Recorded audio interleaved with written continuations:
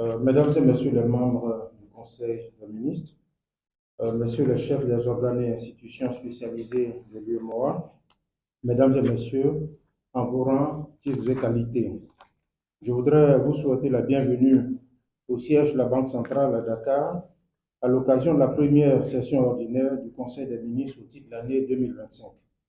Je vous remercie pour votre présence effective à cette rencontre et pour les efforts que vous avez bien voulu consentir à cet égard, malgré vos agendas que je sais chargés. C'est toujours avec un plaisir que je vous retrouve à l'occasion de nos rencontres trimestrielles en vue d'examiner les questions relatives à la gestion de notre Union. Permettez-moi, à l'entame de mon intervention, d'exprimer au nom de notre Conseil et à mon nom propre nos sincères remerciements et notre profonde gratitude aux autorités sénégalaises pour l'accueil chaleureux et fraternel réservé à toutes les délégations, ainsi que pour les facilités mises à notre disposition en vue d'assurer la pleine réussite de cette réunion. Il me plaît aussi de leur adresser nos vives félicitations ainsi que nos vœux de paix et de prospérité pour le peuple sénégalais à l'occasion de la célébration demain, 4 avril 2025, du 65e anniversaire de l'accession de la République du Sénégal à la souveraineté internationale. Chers collègues, mesdames et messieurs, notre session se tient dans un contexte international marqué par la consolidation de l'activité économique mondiale et la baisse de l'inflation dans la plupart des régions du monde. Au sein de notre zone, l'activité économique est restée dynamique. La croissance économique est estimée à 6,2% en 2024, après 5,3% en 2023. Ce dynamisme de l'activité a été porté par l'accélération de la production dans les secteurs extractifs, manufacturiers et agricoles. À l'instar des autres régions du monde, le taux d'inflation est ressorti en baisse à 2,9% au quatrième trimestre 2024 contre 4,1% le trimestre précédent. Ce recul a été principalement induit par l'atténuation des pressions sur les prix des produits alimentaires.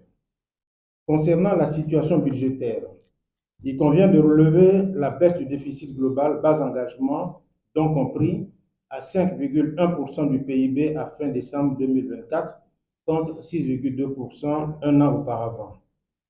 Le profil des échanges extérieurs des pays de l'Union s'est amélioré en 2024. Le déficit du compte courant est ressorti à 6,4% du PIB après 9,4% en 2023 en relation avec la bonne orientation des termes de l'échange et la hausse des ventes d'hydrocarbures à l'étranger. On note également le retour de certains États membres sur les marchés internationaux des capitaux.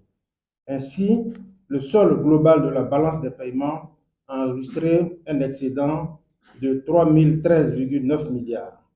Chers collègues, en perspective, le PIB de l'Union devrait progresser de 6,3% en 2025, impulsé notamment par la bonne tenue des productions agricoles, extractives et manufacturières.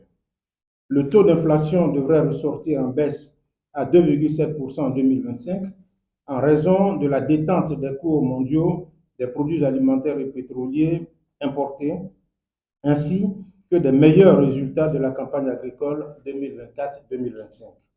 Au niveau des finances publiques, le déficit budgétaire devrait s'établir à 3,7% en lien avec la poursuite par les États des efforts de consolidation budgétaire. Concernant le secteur extérieur, le solde global de la balance des paiements devrait ressortir excédentaire à 1 702,3 milliards en 2025 en lien avec l'amélioration continue des termes de l'échange, la hausse des productions agricoles et pétrolières dans la région, ainsi que la mobilisation de ressources à l'extérieur par les États membres. Mesdames et messieurs, je voudrais saluer ces résultats appréciables et réitérer nos félicitations au président de la commission de l'UEMOA, au gouverneur de la BCEAO, au président de la BOAD, ainsi qu'au président de l'AMF-UEMOA, dont les efforts soutenus contribuent au dynamisme de nos économies. J'associe à ces félicitations l'ensemble des équipes à nos côtés pour l'abnégation et le professionnalisme dont elles font preuve au quotidien en vue de contribuer au renforcement de l'intégration régionale. Chers collègues, mesdames et messieurs, le projet d'ordre du jour soumis à notre appréciation s'articule autour des points ci-après. Au titre de la BCEAO, nous examinerons le rapport sur la situation économique et monétaire de l'UEMOA au 31 décembre 2024. Le document cadre de politique et de stratégie régionale d'inclusion financière dans l'UEMOA sera ensuite soumis à notre approbation. En outre, nous examinerons les dossiers relatifs à la désignation de l'autorité macroprudentielle de l'UEMOA et à l'application de l'article 68 des statuts de la BCEAO portant sur le mandat des membres du comité de politique monétaire de l'Institut de mission. Par ailleurs, le Conseil examinera une note sur le renforcement de la position extérieure de notre Union. Enfin, nous nous prononcerons sur les comptes de la BCEAO au titre de l'exercice 2024, ainsi que sur l'affectation du résultat financier pour la même période. Au titre de la commission bancaire de l'UEMOA, nous procéderons à l'application des dispositions des articles 4 et 8 de l'annexe à la Convention du 6 avril 2007 régissant la commission bancaire de l'UEMOA relatif au mandat des membres du collège de supervision de cette instance communautaire.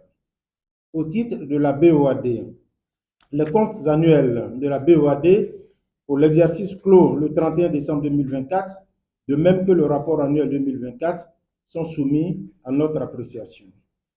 Au titre de la commission de l'UEMOA, nous examinerons pour avis, respectivement,